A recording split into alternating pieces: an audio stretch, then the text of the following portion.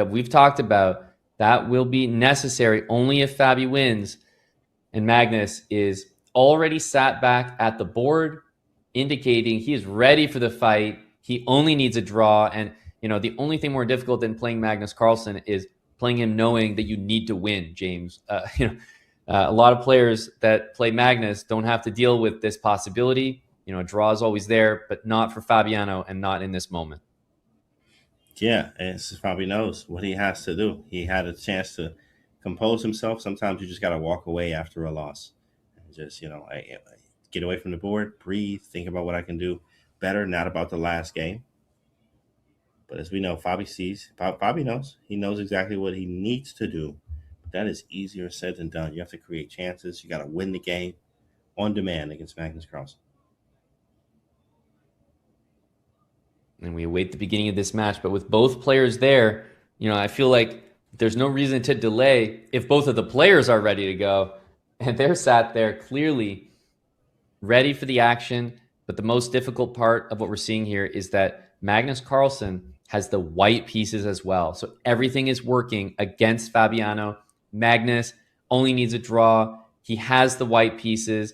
This is a really difficult spot. How is Fabi going to play the opening? Is he going to shake things up from the standard? Let's see. There we go. Sicilian.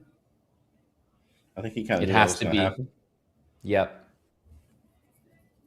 D6 Note that variation. Magnus is going for his same opening that he's been playing. He usually plays with A4 and with C3. He's been playing this throughout the competition, and clearly it's something that he has, let's just say prepared loosely for this event. He's comfortable with it. He knows the plans, and he's been using it to great effect.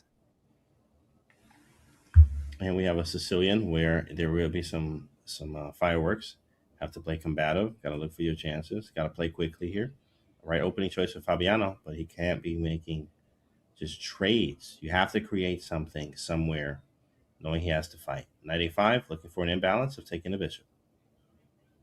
Yep, that's obviously not going to be handed over by Magnus, who's going to save the bishop with bishop to A2. Meanwhile, the plans I think that he's been demonstrating are rook E1 and C3 rather than the more traditional knight to C3, and that's evidenced by the move knight D2. So you can see where the pieces are trying to go for Magnus. Rook E1 is on the board now.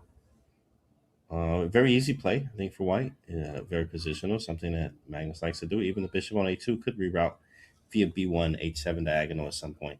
Knight F1, though, playing a very Italian game-like, or even Roy Lopez sometimes. Exactly. I'm waiting for the move C3. We're seeing this knight reposition. Finally, we do see C3 and D5 in the center. Magnus has been playing these positions with E5, the blue arrow, indicating that is absolutely the correct decision. Fabi can at least be satisfied he's getting a fight, but what he won't be satisfied with is probably the fight that he's getting, because I do think that Magnus holds a very nice edge. Yeah, he has the pieces look great. The dark square bishop needs something to do probably later, and there's D4. Nice, making that bishop on A2, highlighting the fact that it is quite bad. Wow. Yeah, first of all, this is a sacrifice, right? Exactly, that's a pawn sack. This is Fabiano mixing it up. Full pawn sacrifice, knight C5 for black afterwards with D3 as a target. So you can see the idea if the pawn gets captured. Also, if C4 to try to shut things down, well, you hand over the B4 square, and you also make your bishop on A2 a very poor piece. Yeah, D4. What a move. And then the question is, okay, well, if we don't take, then what do we do? Maybe take bishop D2. He goes with H4. Was not expecting that one at all. On the other side of the board. Okay, knight C6. Yeah, H4 is intriguing. Inviting bishop takes H4. He sort of says, you want to sacrifice a pawn for, active pieces and an initiative? I'll do the same thing with pawn to H4, and we can see the idea of probably what would have been against the capture. Rook E4, the rook posturing to reposition to the G4 square, along with knight H5 and bishop H6. I think the rook is headed to G4, James, and with that H-pawn there and the pieces joining, Magnus is actually on the attack when he only needs a draw. Of course, do you even rook lift is the question here. And yeah, rook E4 was a really nice rook lift, followed with, H4 first in Rook E4. Following up, there's a great follow-up there. Rook comes over to G4 in many cases. That's why he played Queen E2, though, to defend the E pawn. We have sort of, I mean, not even the opposite side castle, but opposite side work. Knight G5 on the board. He is going for it all out. All out. If H6, is it just Queen H5? You almost don't even need to react to a move like H6. But yes, Queen to H5 looks good.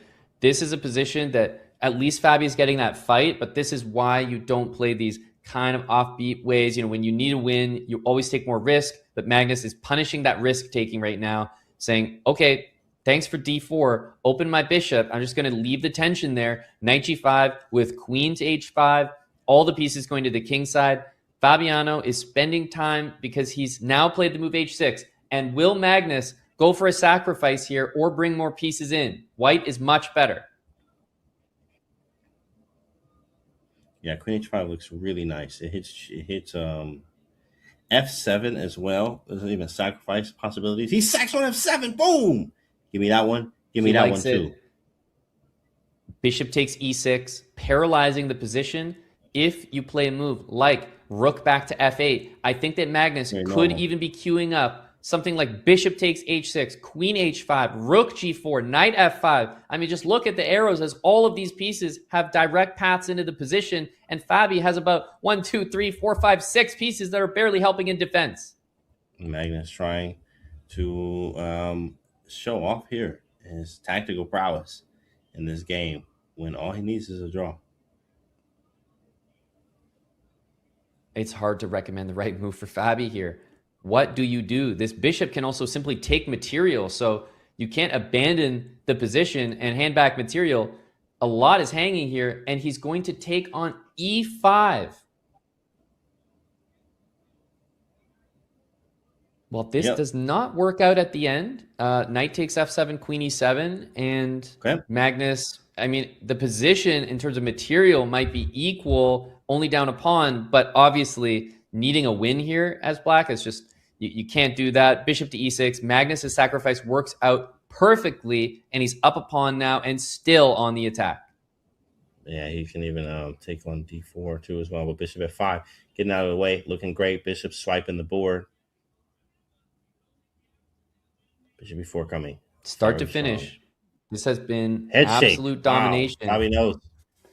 Fabi sees it. Head shake.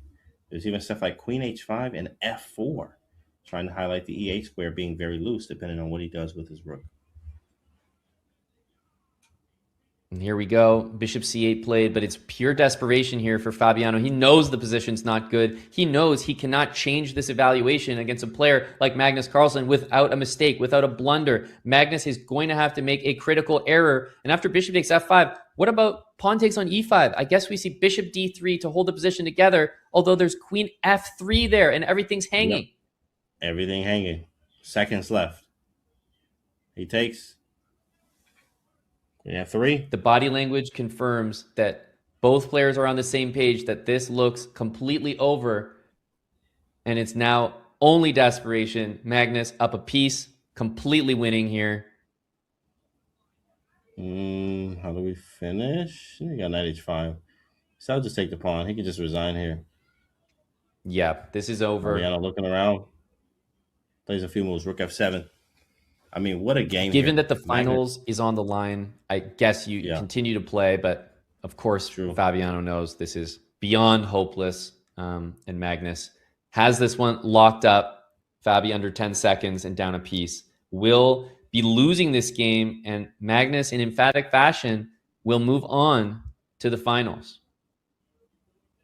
And there it is. And there you have it. Grandmaster Magnus Carlsen. He's on to face Abdusattorov in the finals, James.